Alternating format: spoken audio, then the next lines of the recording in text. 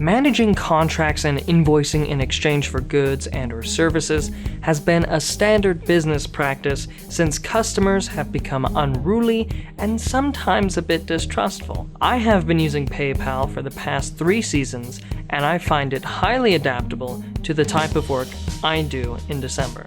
In this video, I'm going to show you how to customize items for invoicing, how to customize your invoice and attach a contract, and how to save a template for future use. First, sign into PayPal. The account is free, but when you send or receive money from clients, the site takes a locked percentage out.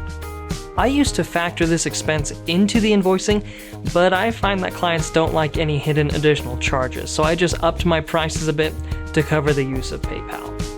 I have a business account for my holiday adventures. I find it's more intuitive to what I need than the personal account. So let's go make some pre-priced items we can use to fill in our invoice. This helps you keep track of what your prices are for the season, and it does the math for you.